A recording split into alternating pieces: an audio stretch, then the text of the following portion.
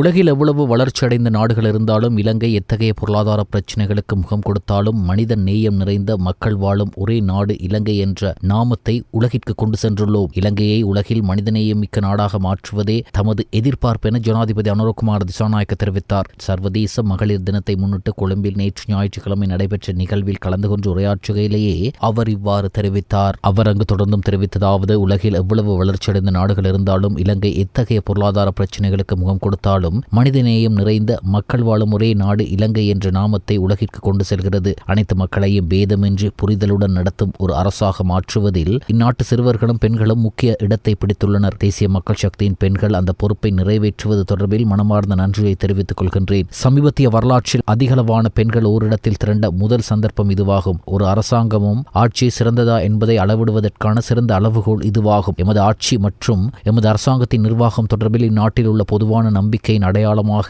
பெண்கள் ஆயிரக்கணக்கில் இந்த நிகழ்வில் கலந்து கொண்டு அதனை இன்று நிரூபித்துள்ளீர்கள். பெருந்துயரையும் வேதனையையும் ஒரு பாரிய சுமையாக தமது தலையிலும் இதயத்திலும் சுமந்து கொண்டிருக்கும் பெண்கள் அனைவருக்கும் மகிழ்ச்சியானதொரு எதிர்காலத்தை உருவாக்குவதற்காக நாம் செயற்பட்டு வருகிறோம். அதுவே எமது பிரதான நோக்கமாகும். ஒரு நாடாகவும் ஒரு தேசமாகவும் நாம் ஒட்டுமொத்தமாக எவ்வாறு மேலெழுவது என்ற வேலை திட்டத்திற்குள் பெண்களுக்கே உரிய தனித்துவமான பிரச்சினைகள் மற்றும் அவள் பெண்ணாக இருப்பதனால் எதிர்கொள்ளும் பிரச்சினைகள் தொடர்பிலும் நாம் கவனம் செலுத்தி திட்டங்களை வகுத்துள்ளோம் என ஜனாதிபதி அனுரகுமார் திசாநாயக்க தெரிவித்தார்.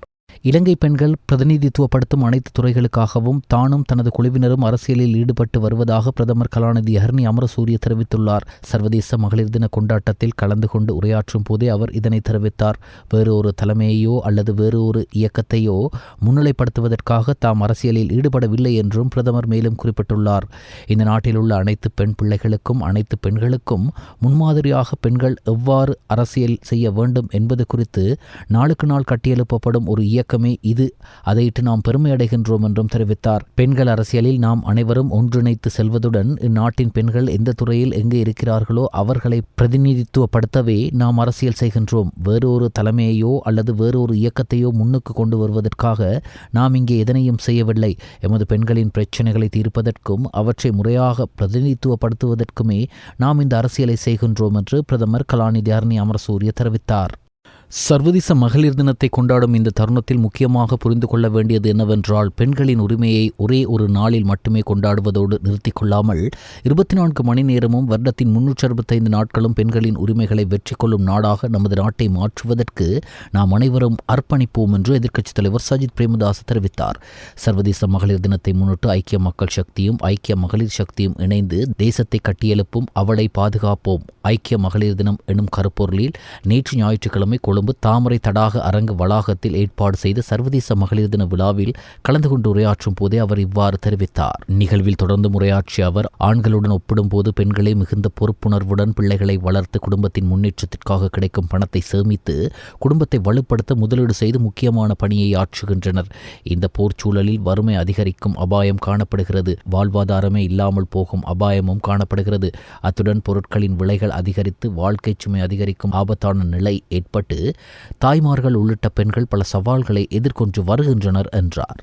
தெற்கு கடற்பரப்பில் வைத்து கடற்படையினரால் 6 சந்தேக நபர்களுடன் கைப்பற்றப்பட்ட ஆழ்கடல் மீன்பிடி படகிலிருந்து 2.8 பில்லியன் ரூபாய் பெறுமதியான ஹெரோயின் மற்றும் கொக்கைன் போதைப்பொருள் மீட்கப்பட்டுள்ளதாக பாதுகாப்பு பிரதி அமைச்சர் அருண் ஜெயசேகர தெரிவித்தார். போதைப் பொருள்களுடன் கடற்படையினரால் கைப்பற்றப்பட்ட ஆழ்கடல் மீன்பிடி படகு நேற்று திக்கோவிட்ட மீன்பிடி துறைமுகத்துக்கு கொண்டுவரப்பட்டதுடன் குறித்த படகிலிருந்து மீட்கப்பட்ட 92 பொதிகளில் இருந்து 102 கிலோகிராம் ஹெரோயின் மற்றும் 1 கிலோகிராமுக்கும் அன்னளவான கொக்கைன் ஆகிய போதைப் பொருட்கள் மீட்கப்பட்டுள்ளதாக கடற்படை தெரிவித்துள்ளது. இலங்கைக்கு சொந்தமான மேற்படி ஆழ்கடல் மீன்பிடி படகு நாட்டின் தெற்கு கடற்பரப்புக்கு அப்பால் ஆழ்கடலில் சஞ்சரித்துக் கொண்டிருந்த போது கடற்படையினரால் சுற்றி வளைக்கப்பட்டு கைது செய்யப்பட்டனர்.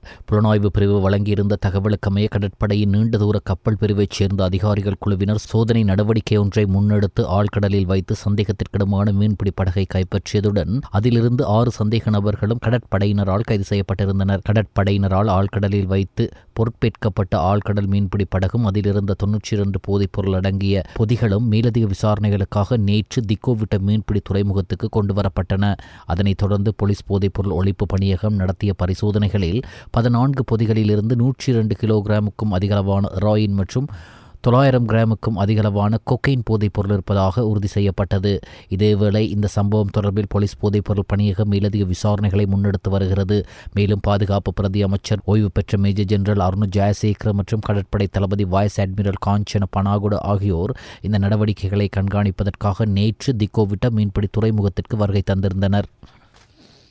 සලස්සලා තියෙනවා. ඒ අනුව කටයුතු කළා අපිට දැන් කිලෝග්‍රෑම් 150ක් විෂ මද්ද්‍රව්‍ය නඩු තීන්දුව දීලා විනාශ කරන්න කටයුතු සලස්සලා තියෙනවා. විෂ ஈரானின் போர்க்கப்பலான IRIS டெனா கப்பல் மீது நடத்தப்பட்ட தாக்குதலில் சுமார் 104 பேர் உயிரிழந்துள்ளதாகவும் 32 பேர் காயமடைந்துள்ளதாகவும் ஈரான் ராணுவம் அறிவித்துள்ளது.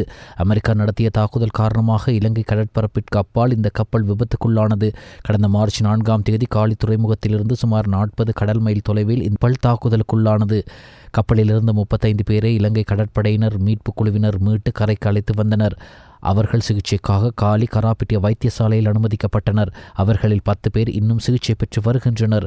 இந்த தாக்குதலில் உயிரிழந்த 84 ஈரான் கடற்படையினரின் உடல்கள் மீதான பிரேத பரிசோதனைகள் அண்மையில் காலி தேசிய வைத்தியசாலையில் நடத்தப்பட்டன. வைத்தியசாலையில் சிகிச்சை பெற்று வரும் ஈரான் கடற்படையினரின் 8 பேர் தீவிர சிகிச்சை பிரிவில் அனுமதிக்கப்பட்டுள்ளதாக தெரிவிக்கப்படுகிறது. ஈரானிய போர்க்கப்பலான IRIS புஷேர் மற்றும் அதன் பணியாளர்கள் தொடர்பான விவகாரத்தை கையாள்வதில் இலங்கையின் இறையாண்மையை வாஷிங்டன் மதிப்பதாக அமெரிக்க இராஜாங்க திணைக்களத்தின் ஊடக பேச்சாளர் தெரிவித்துள்ளார். தமது செய்தி சேவைக்கு அமெரிக்க இராஜாங்க திணைக்கள பேச்சாளர் இதை தெரிவித்ததாக AFP செய்தி வெளியிட்டுள்ளது. குறித்த கப்பல், அதன் பணியாளர்கள் மற்றும் மீட்கப்பட்ட ஈரானிய கடற்படையினர் தொடர்பான இறுதி முடிவு நாட்டின் உள்நாட்டு சட்டங்கள் மற்றும் சர்வதேச சட்ட கட்டுப்பாடுகளுக்கு இணங்க முற்றிலும் இலங்கையிடமே உள்ளது என்று அமெரிக்க இராஜாங்க திணைக்கள பேச்சாளர் தெரிவித்ததாக AFP வெளியிட்டுள்ள செய்தியில் தெரிவிக்கப்பட்டுள்ளது. டெல்லியில் இடம்பெற்ற மாநாடு ஒன்றில் உரையாற்றிய வெளிவிவகார அமைச்சர் விஜித்த ஹேரத், சர்வதேச உடன்படிக்கை கட்டுப்பாடுகளின் கீழ் ஈரானிய போர்க்கப்பலான IRIS டெனாவில் இருந்து 32 கடற்படையினரை இலங்கை பராமரித்து வருவதாக தெரிவித்ததை தொடர்ந்து இந்த அறிக்கை வெளியாகியுள்ளது. சர்வதேச கடற்பரப்பில் தாக்குதலுக்குள்ளான ஈரானிய கப்பல் மாலுமிகளை மீட்டெடுத்ததன் மூலம் இலங்கை சர்வதேச சட்டங்களுக்கு உட்பட்ட மிக சரியான முடிவை எடுத்துள்ளது என்று முன்னாள் இராணுவ தளபதி ஃபீல்ட் மார்ஷல் சரத் பொன்சேகா தெரிவித்தார். இதுகுறித்து ஊடகங்களிடம் அவர் மேலும் கூறுகையில், இலங்கை கடற்பரப்புக்கு அப்பால் தாக்குதலுக்குள்ளான ஈரானிய கப்பலில் இருந்தவர்களை இலங்கை கடற்படையினர் மீட்டெடுத்த நடவடிக்கை சர்வதேச கடல்சார் சமவாயங்களுக்கு உட்பட்டது. இக்கட்டான சூழலில் கடலில் தத்தளிப்பவர்களை காப்பாற்றுவது ஒரு நாட்டின் தார்மீக பொறுப்பாகும். தாக்குதலுக்குள்ளான பகுதியில் ஒரு அமெரிக்க கப்பல் இருந்திருந்தால் கூட சர்வதேச சட்டத்தின்படி அவர்கள் ஈரானிய படையினரை காப்பாற்றியிருக்க வேண்டும். அதுவே சர்வதேச நீதியாகும். போர்க்களத்தில் எதிரணி சரணடைய முன்வந்தால் கூட அவர்களை சுட்டுக் கொள்வதற்கு சர்வதேச சட்டத்தில் இடமில்லை. அவ்வாறு இருக்கையில் விபத்துக்குள்ளானவர்களை காப்பாற்றுவது கட்டாயமானதாகும். ஈரானிய கப்பல் விவகாரத்தில் இலங்கை அரசாங்கம் எடுத்த முடிவு சர்வதேச ரீதியில் அங்கீகரிக்கப்பட வேண்டியது. ஒருவேளை இலங்கை அந்த மனிதாபிமான நடவடிக்கையை முன்னெடுக்க தவறியிருந்தால் சர்வதேச மட்டத்தில் கடும் விமர்சனங்களுக்கும் நெருக்கடிகளுக்கும் முகம் கொடுக்க வேண்டியிருந்திருக்கும் என்று அவர் தெரிவித்தார். இலங்கை மின்சார சபையை கலைத்துவிட்டு புதிதாக நிறுவப்பட்ட 6 நிறுவனங்கள் இன்று முதல் நடைமுறைக்கு வருகின்றன. மின்சார சபையை மறுசீரமைக்கும் திட்டத்தின் கீழ் நேற்று நள்ளிரவுடன் இலங்கை மின்சார சபை எனும் கட்டமைப்பு முடிவுக்கு வந்ததை தொடர்ந்து இந்த மாற்றம் ஏற்பட்டுள்ளது. இதன் மூலம் 1969ஆம் ஆண்டின் 17ஆம் இலக்க இலங்கை மின்சார சபை சட்டம் ரத்து செய்யப்பட்டுள்ளதுடன் ஒரு நிறுவன அலகாக இலங்கை மின்சார சபை சட்டப்பூர்வமாக கலைக்கப்பட்டுள்ளது. மின் உற்பத்தி, மின் கடத்துகை, விநியோகம் மற்றும் கட்டமைப்பு இயக்கம் ஆகிய பணிகள் இனிவரும் காலங்களில் 6 நிறுவனங்கள் ஒப்படைக்கப்படுகின்றன.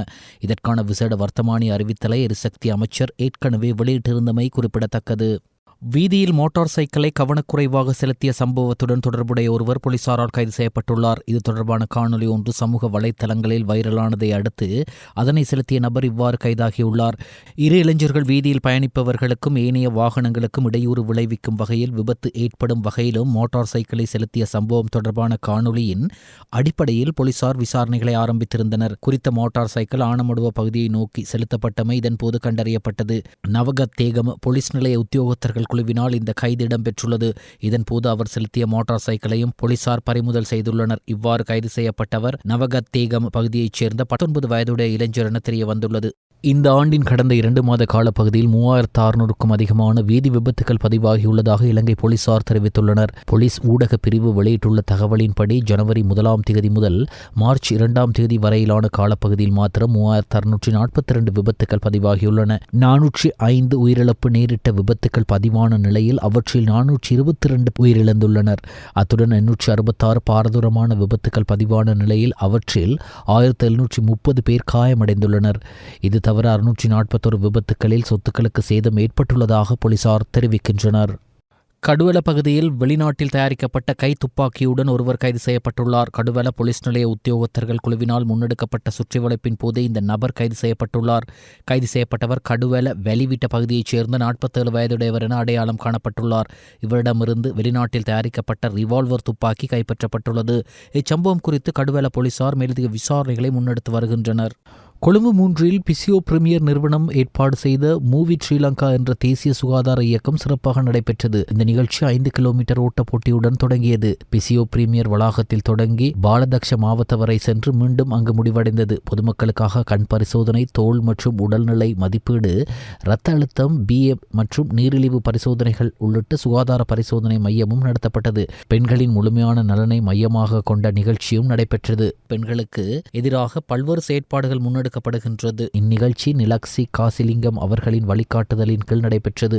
இவர் பிசியோ ஹெல்த் கேர் நிறுவனத்தின் நிறுவனர் மற்றும் தலைமை உடற்தெரபி நிபுணர் ஆவார். மேலும் நெஸ்டமால்ட் மற்றும் பல ரொட்ராக் கழகங்கள் இணைந்து ஆதரவு வழங்கின. மூவி ஸ்ரீலங்கா முயற்சி மக்களை சுறுசுறுப்பான வாழ்க்கை முறைக்கு ஊக்குவிப்பதையும் முன்னெச்சரிக்கை சுகாதாரத்தின் முக்கியத்துவத்தையும் வலியுறுத்துவதையும் நோக்கமாக கொண்டுள்ளது. தவக்காலத்தில் 3ஆம் வாரத்தினை முன்னிட்டு இயேசு கிறிஸ்துவின் பாடுகளை நினைவு கூறும் புனித சிலுவை பாதை நிகழ்வு கொட்டகல புனித பத்திமா தேவாலயத்தில் ஆலய பங்கு தந்தை அருட்பணி ஜேசுதாசன் அடிகளார் மற்றும் பங்கு மக்களின் ஏற்பாட்டில் நேற்று ஞாயிற்றுக்கிழமை மாலை மிகவும் பக்திபூர்வமாக இடம்பெற்றது.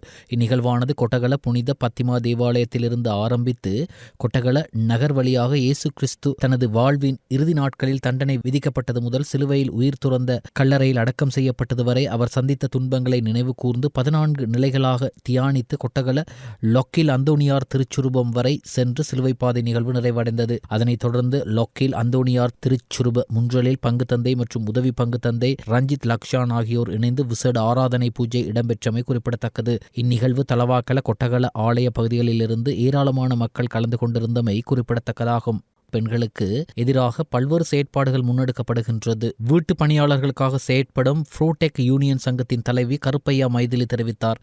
ஏட்டனில் நேற்று நடைபெற்ற ஊடக சந்திப்பின் போதே இவ்விடயத்தை அவர் குறிப்பிட்டார். மகளிர் தினத்தை கொண்டாடுறதுனால மட்டுமே இந்த பிரச்சனைகளுக்கு தீர்வு கிடைக்க போறதில்லை. அமெரிக்க ஜனாதிபதி டொனால்ட் ட்ரம்ப் அந்நாட்டு நேரப்படி நேற்று முன்தினம் சனிக்கிழமை டோவர் பிராந்தியத்தில் உள்ள விமானப்படை தளத்துக்கு சென்று மத்திய கிழக்கில் தற்போது இடம்பெற்று வரும் போரில் கொல்லப்பட்ட 6 அமெரிக்க படை வீரர்களுக்கும் அஞ்சலி செலுத்தினார். ஈரான் மீதான தாக்குதலை ஆரம்பித்த போது அமெரிக்க படை வீரர்கள் தரப்பில் உயிரிழப்புகள் இடம்பெறக்கூடும் எனவும் போர் என்றால் அவ்வாறு தான் இருக்கும் எனவும் அவர் தெரிவித்திருந்தமை குறிப்பிடத்தக்கது. இந்நிலையில் நேற்று முன்தினம் சனிக்கிழமை இடம்பெற்ற மத்திய கிழக்கிலான தாக்குதல்களில் உயிரிழந்த அமெரிக்க படையினருக்கு அஞ்சலி செலுத்தும் நிகழ்வில் டொனால்ட் ட்ரம்ப் உரையாற்றவில்லை. பின்னர் புளோரிடா மாநிலத்திற்கு விமானத்தில் திரும்புகையில் ஊடகவியலாளரிடம் தெரிவிக்கையில், இது மிகவும் துயரமான நாள், நாங்கள் அவர்களுக்கு அஞ்சலி செலுத்தியதில் மகிழ்ச்சி என்று மட்டும் கூறினார். இந்நிலையில் போரில் உயிரிழந்த படை வீரர்கள் தொடர்பில் ட்ரம்ப் அலட்சியமாக நடந்து கொண்டுள்ளதாக அவரது எதிர்ப்பாளர்கள் விமர்சிக்கின்றனர். ஈரானின் புதிய அதி உயர் தலைவராக அயத்துல்லா அல் கமேனிக்கு பதிலாக அவருடைய மகன் மொஜ்தபா கமேனியை அந்நாட்டு நிபுணர்கள் சபை தெரிவு செய்துள்ளதாக ஈரானிய அரசு ஊடகங்கள் தெரிவித்துள்ளன. அமெரிக்க மற்றும் இஸ்ரேலிய இராணுவ நடவடிக்கையின் போது கடந்த 28ஆம் தேதி ஈரானிய அதி உயர் தலைவரான அயத்துல்லா அல் கமேனி கொல்லப்பட்டார். இந்நிலையில் அங்கு இடைக்கால பொறுப்பை நிபுணர்கள் சபை ஏற்றது. பின்னர் 80 பேர் கொண்ட நிபுணர்கள் சபை புதிய அதி உயர் தலைவரை தெரிவு செய்வதற்கான நடவடிக்கைகளை எடுத்திருந்த நிலையில் நேற்று இந்த முடிவை இறுதி செய்துள்ளதாக ஈரானிய அரச ஊடகங்கள் குறிப்பிடுகின்றன. 56 வயதான மொஜிதபா கமேனி திரைமறைவில் பெரும் செல்வாக்கு செலுத்தும் நபர் ஒருவராக கருதப்பட்டார். பாசிஜ் துணை இராணுவ படையை வழிநடத்தியது மற்றும் இஸ்லாமிய புரட்சிகர பாதுகாப்பு படையுடன் நெருங்கிய தொடர்பை பேணி வந்தது போன்ற குற்றச்சாட்டுகள் அவர் மீது முன்வைக்கப்பட்டுள்ளன. எனினும் இவ்வாறான யூகங்கள் அடிப்படையில் குற்றச்சாட்டுகள் எழுந்திருந்த போதிலும் அவர் இதுவரை இஸ்லாமிய குடியரசில் எந்தவொரு அதிகாரப்பூர்வ பதவியையும் வகிக்கவில்லை. கடந்த காலத்தில் மொஜிதபா கமேனியின் பெயர் இந்த பதவிக்கு பரிந்துரைக்கப்பட்டிருந்தது. 40 ஆண்டுகளுக்கு மேலாக தமது செல்வாக்கை வளர்த்தெடுத்த அவரது தந்தையை போன்ற ஒரு தலைவராக உருவெடுப்பதற்கு சில காலம் எடுக்கும் என எதிர்பார்க்கப்படுகிறது. ஆட்சியின் உயர்மட்ட பிரிவுகளுக்கிடையே நிலவும் பல்வேறு பிளவுகளை சரி செய்யும் ஒரு மத்தியஸ்தராக செயல்படுவதே இப்போது அவரது முக்கிய பணியாக இருக்கும் என எதிர்பார்க்கப்படுகிறது. ஈரானில் உள்ள எரிபொருள் களஞ்சியம் ஒன்று தாக்குதலுக்கு உள்ளாகியுள்ளதாக வெளிநாட்டு ஊடகங்கள் செய்தி வெளியிட்டுள்ளன. ஈரான் புரட்சிகர பாதுகாப்பு படையுடன் தொடர்புடைய ஃபார்ஸ் செய்தி நிறுவனத்தின் தகவலின்படி தெற்கு தெஹ்ரானில் அமைந்துள்ள உள்ள எரிபொருள் களஞ்சியத்தின் மீது இந்த தாக்குதல் நடத்தப்பட்டுள்ளது. தெஹ்ரானை நோக்கி தாக்குதல் அலைகள் ஆரம்பித்திருப்பதாக இஸ்ரேலிய பாதுகாப்பு படைகள் அறிவித்த சில நிமிடங்களிலேயே இந்த தாக்குதல் நடத்தப்பட்டுள்ளதாக அந்த ஊடக அறிக்கைகள் சுட்டிக்காட்டுகின்றன. உலகக்கிண்ண 2020 கிரிக்கெட் தொடரில் நியூசிலாந்து அணிக்கு எதிராக நேற்று இடம்பெற்ற இறுதிப் போட்டியில் இந்திய அணி 96 ஓட்டங்களால் வெற்றி பெற்றது. இதற்கமைய இந்திய அணி 3வது முறையாக 2020 தொடரில் சாம்பியனாக சாதனை படைத்துள்ளது. போட்டியில் நாணய சுழற்சியில் வெற்றி பெற்ற நியூசிலாந்து அணி முதலில் களத்தடுப்பில் ஈடுபட தீர்மானித்தது. அகமதாபாத் நரேந்திர மோடி சர்வதேச விளையாட்டு மைதானத்தில் இந்த போட்டி நேற்று இரவு 7 மணிக்கு ஆரம்பமானது. அதன்படி முதலில் துடுப்படுத்தாடிய இந்திய அணி நிர்ணயிக்கப்பட்ட 20 ஓவர்களில் 5 விக்கெட்டுகளை இழந்து 255 ஓட்டங்களை பெற்றுக் கொண்டது. இந்திய அணி சார்பில் துடுப்பாட்டத்தில் சஞ்சு சாம்சன் 89 ஓட்டங்களையும், இஷன் கிஷன் 54 ஓட்டங்களையும், அபிஷேக் சர்மா 52 ஓட்டங்களையும் அதிகபட்சமாக பெற்றுக் கொடுத்தனர். உலக கிண்ண தொடரின் இறுதிப் போட்டியில் ஒரு அணி பெற்றுக்கொண்ட அதிகூடிய ஓட்டம் இதுவாகும். இந்நிலையில் 256 என்ற வெற்றி இலக்கை நோக்கி பதிலுக்கு துடுப்படுத்தாடிய நியூசிலாந்து அணி 19 ஓவர்களில் சகல விக்கெட்டுகளையும் இழந்து 159 ஓட்டங்களை மாத்திரமே பெற்று தோல்வியடைந்தது. நியூசிலாந்து அணி சார்பில் துடுப்பாட்டத்தில் மிச்சேல் செட்னர் 43 ஓட்டங்களை அதிகபட்சமாக பெற்றுக் கொடுத்தார். இந்திய அணி சார்பில் பந்துவீச்சில் ஜஸ்பிரீத் பும்ரா 4 விக்கெட்டுகளை வீழ்த்தினார்.